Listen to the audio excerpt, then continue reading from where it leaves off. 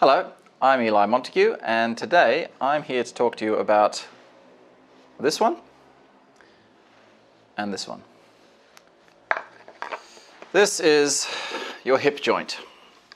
Okay, I'm going to be using this little dummy skeleton to talk about the range of motion in your hip joint.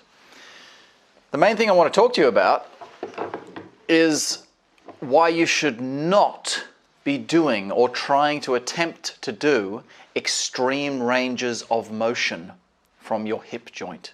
The hip joint has a limited mobility based on the bone structure. It has nothing to do with the flexibility of your muscles.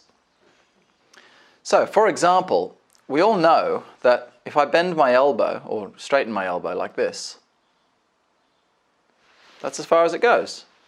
It's not because my muscles are tight that it won't go any further. That's the joint limitation. Every joint in every person will vary, of course. Someone else might go a little bit further or a little bit less. But I can feel the joint is stopping me going further. So I know that I have my full range of motion. Your knee, exactly the same. When we straighten our leg, my knee can't go any further than that. The joint stops it from going any further. Doesn't matter how flexible my muscles are, the knee joint itself will stop that from going any further past that point. If it does go past that point, you have a problem with your knee. But for some reason, the hip, everyone has this idea. They don't have an idea. They have no idea. They think that the hips can just keep bending as far as they can. So you see people typically, dancers, gymnastics, and martial artists. It's usually more the performance or competition-based martial artists. They try to do these extreme positions, box splits, putting your legs out like this, for example. Okay, so on this video, we're specifically talking about abduction, which is this motion of the hip, and external rotation, which is this motion of the hip, the opening this way, but specifically with reference to splits, so in an up position and opening the hip out to the side whilst the knee is upwards, like so, that motion and that motion. Okay, so those two movements that you've just seen there, the abduction and the external rotation of the hip. Now, some people may have muscle limiting factors that are stopping them going to a certain position. And it's very easy to tell. If, for example, so how to tell if it's your hips or your muscles stopping your movement from happening? Simply go into a position like so. Do you have tightness in here? Okay? The further you go down, it's advisable to do one leg at a time. If you try to do both legs at the same time like this as you go down, then you can end up hurting yourself because you can fall down and go into too much pressure. So if you put one leg bent, the other leg in that 90-degree angle. Make sure you're not rolling the hip or going into any other positions. From that position, you see, I can push that hip down. So I'm opening this hip this way as far as it will go. I can feel a pressure in here. I can definitely feel it is the hip joint stopping any more motion from happening. This muscle area in here is completely soft. There is no tension in there. It's not stretching. If, however, you feel extreme tension through here, then it's your muscles limiting how far you can go, not your hip joint limiting how far you can go. The same thing applies when we open the hip this way to the side. So exactly the same principle. You can sink down into a posture like so and open up. And in that position, where are you feeling pressure when you try to push your hips open? I'm feeling it in here again, in the ball joint. So I'm feeling that pressure in the ball joint. I'm not feeling any pressure in here, therefore I'm not getting a stretch. You can take that one step further and go down onto the ground into a position like so. See how far you can go, and same principle. I'm feeling a little bit of a stretch in here, but nothing much. Primarily, I can feel it's the hip stopping me going any further. Now, if I lean forward Now I can feel tension in the legs because that's stretching a totally different muscle group. I'm not trying to go further this way, I'm trying to go further this way. That's a very different movement. So if I try to push my hips, you see, if I try to make my feet go further this way behind me, that's now straight away. I feel it straight in the hip, in here and in here. Not feeling much on the inner side. Whereas if, for example, you're in this position and someone pushes your feet out and, oh, big stretch in here, well, you know it's your muscles limiting that range of motion, and it's not your hips limiting that range of motion.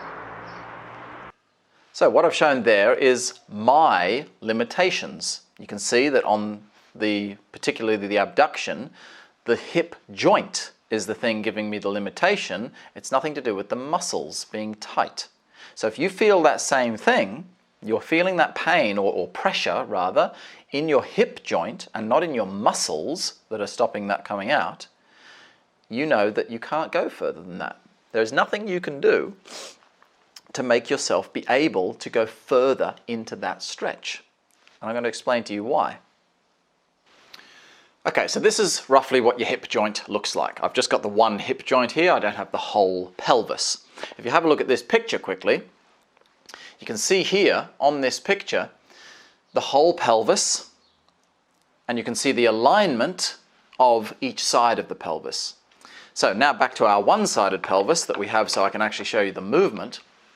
If you remember that picture that we just had, you see the pelvis itself should sit so that this is like a little bowl in here, you see? You should be able to see through this hole, and this point here should be at the front. So it's something roughly, obviously everyone's pelvis again is going to be a slight variation on that, but roughly that's where it will sit. Okay, here's the femur. This is my leg, okay? That goes in there like so. Now watch what happens when I do this motion.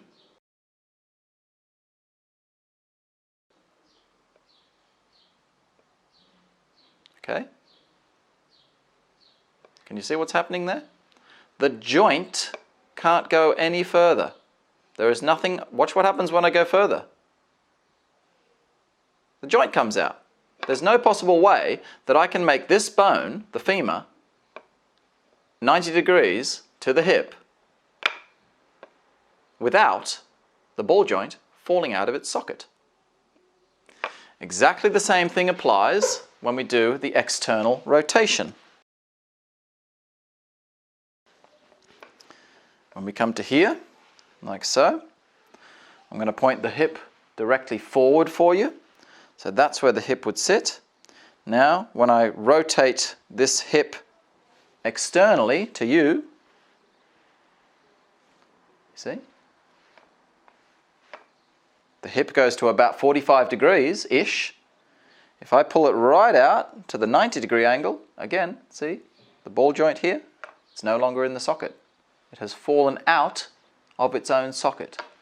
So you can look at this. I'm just going to move this around for you a little bit now.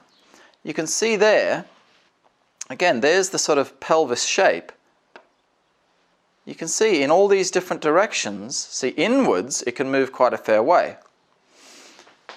Upwards, well, in theory, see, look, it can stay in the socket and do a full 360. Obviously, you can't do that because of the muscle structures will stop you doing that. But with reference to the joint itself, it can twist full 360. But it's a ball and socket joint, which means there is a limited range of motion. You can go this way and this way without it popping out of the joint.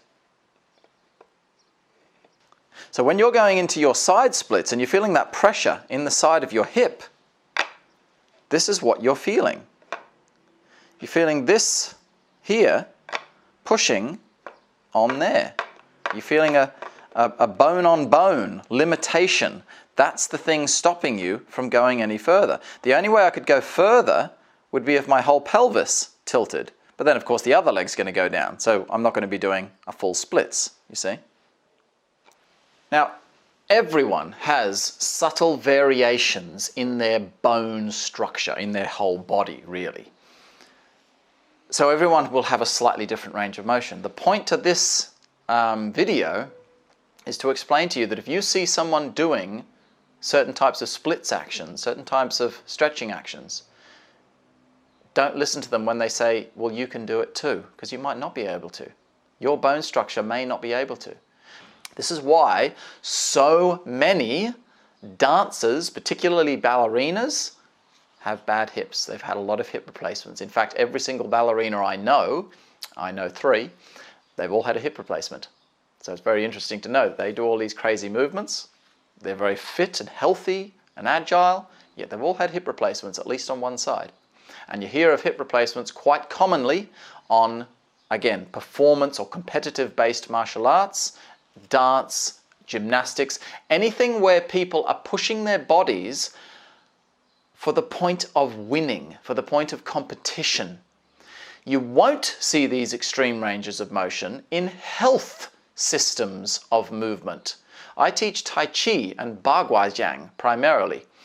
So the range of motions you'll see in the movements within Tai Chi will always work within the natural range of motion of a hip.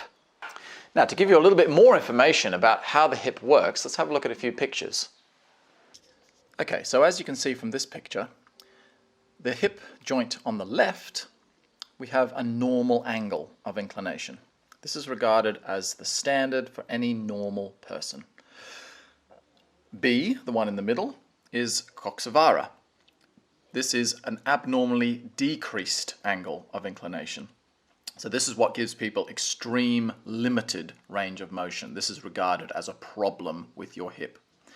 Then on the right, the C picture, we have coxavalga. This is the abnormally increased angle of inclination. So as you can see from this picture, the one on the right has an abnormally increased range of motion.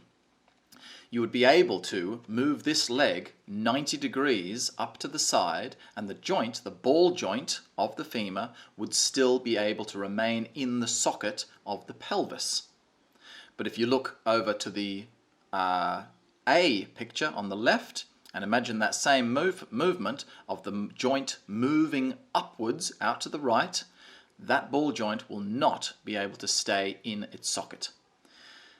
The one in the middle, the B, this one obviously has the most limitation. So this is going to be very, very limited, and it can't move upwards very much at all. So now that you've seen that picture, if you can imagine, now I've only got the one femur here and the neck of the femur. So if you can imagine that, I'm going to use my arm now as a reference. So this is your femur, neck of the femur, and the ball joint. Imagine now my arm is the same. So this is the femur here. This is the neck of the femur, my wrist, and my fist is the ball joint.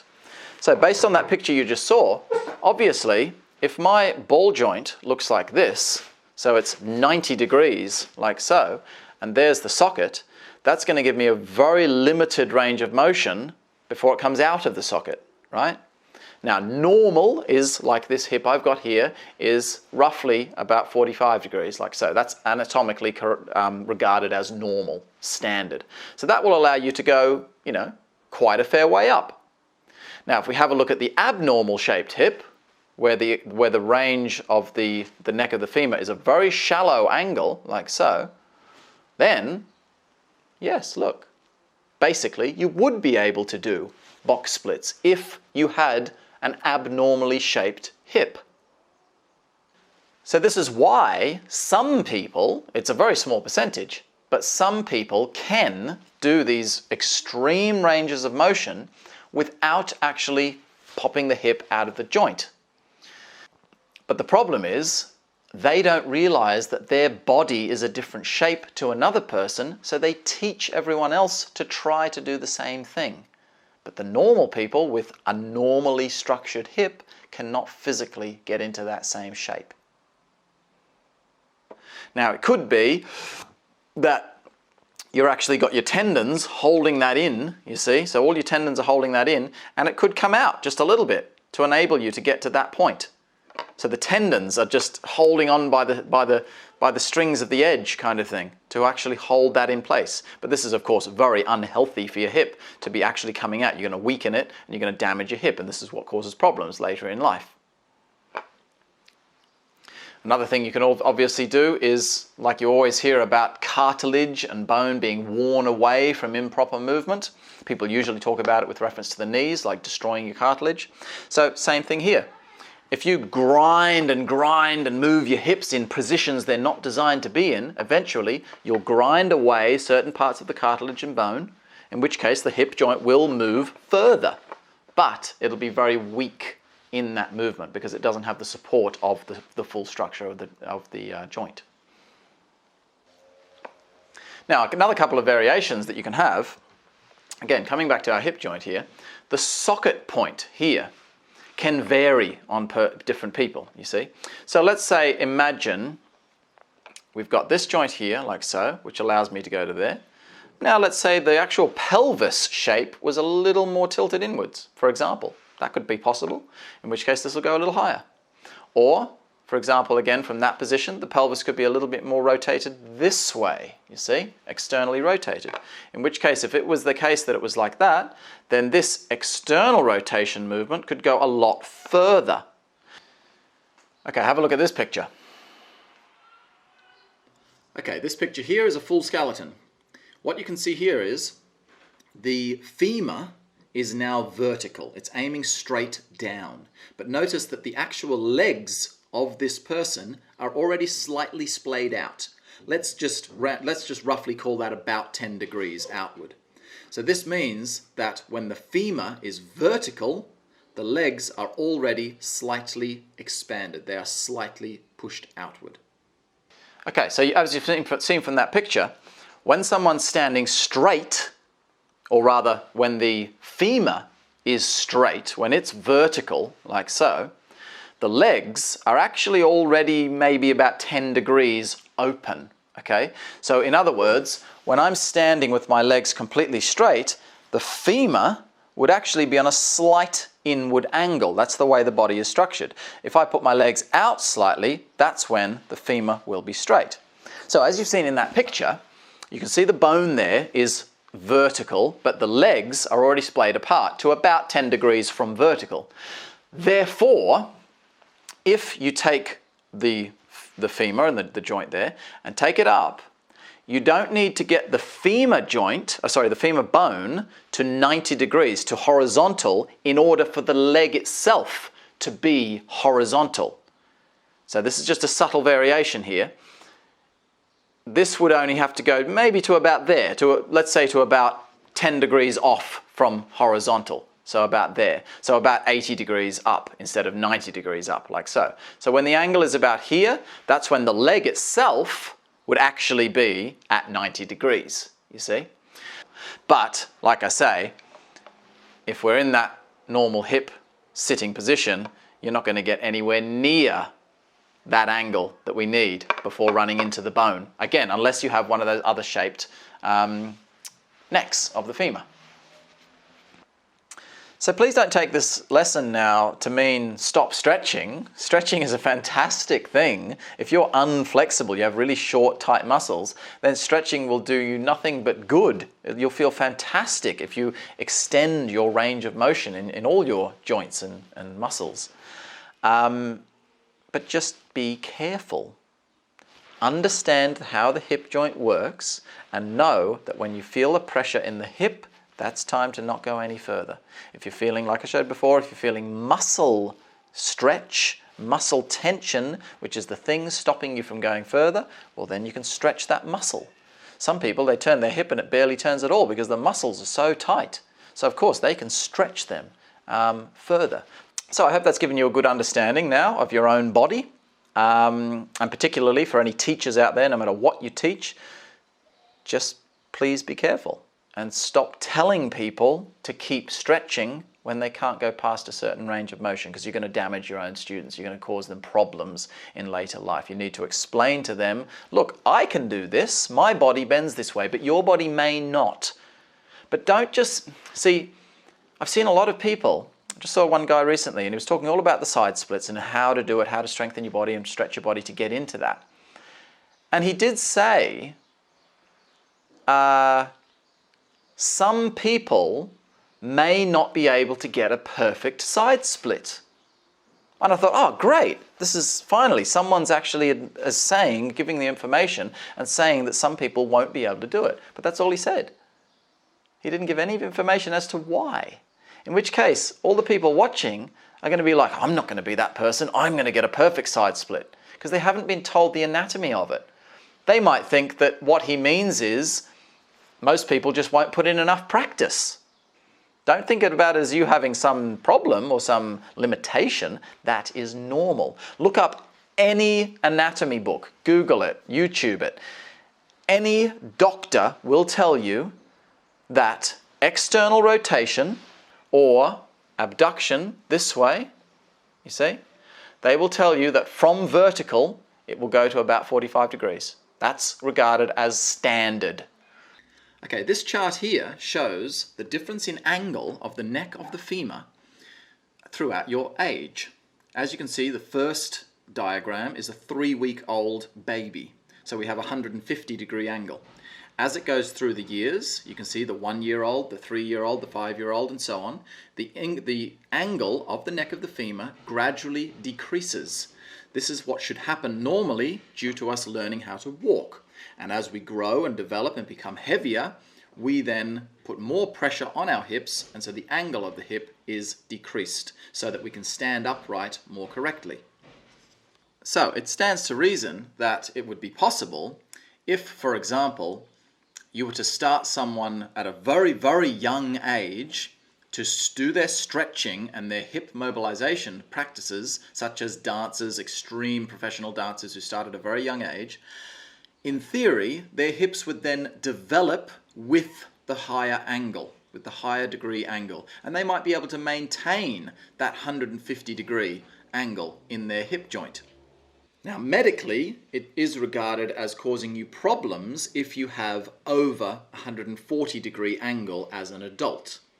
However, I personally think that if it's just a little bit over the 140-degree angle, it's probably not going to cause you any problems. So you could probably maintain that 150-degree angle without it causing you too many problems. It's not guaranteed because medically, as I say, it is regarded as an incorrectly shaped joint if it is above 140 degrees. But probably that little bit above 140 isn't going to cause you too many problems. It's when you go sort of 160, 170 degrees, that's when you'll get a lot of problems.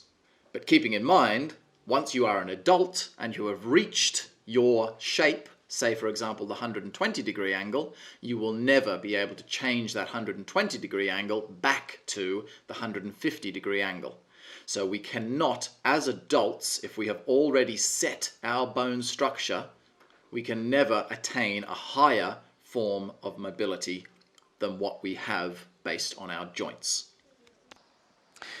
Now, from that one you've just seen there, as you can see, the child has like I was showing you before, the child has the shallower angle. Saying they say most babies start out about 150 degrees, and then we come down and down and down as we get older. It's because of walking, because once we start standing upright and start putting lots of pressure down on our hips, the joint then starts to form a stronger position to hold weight. That's why it's supposed to be this way, in order to hold weight. That's why that's how it should look. If the joint is up here, it doesn't hold weight as well. So yeah, you've got more mobility in the joint as far as lifting upwards, but it can cause you other problems. But keeping in mind that you can be anywhere from about 110 degrees, so from here, this is coming out, there'd be 90 degrees. So anywhere from about 110 degrees to 140 degrees, this way, is regarded as normal. So meaning it won't give you problems, you won't have any hip problems if you're somewhere within that range. If you are less than that, or more than that, that's when you can start to have problems with your hip joints. But even from 110 to 140, that's a pretty big difference, right? That's a 30-degree difference. So that's why, yeah, a lot of people will go to there, other people will go to there. All right, well, I hope you've enjoyed that and that you've learnt something from it. And now for your own training, you can take all those principles and be mindful of those. For the teachers out there, of course, you can start explaining that to your own students so that they know not to try to do what you might be able to do, or you might not be able to do it, but they might be able to do it. So you can only go to here, but you can say, well, hang on, you can go further than I can, because everyone's different.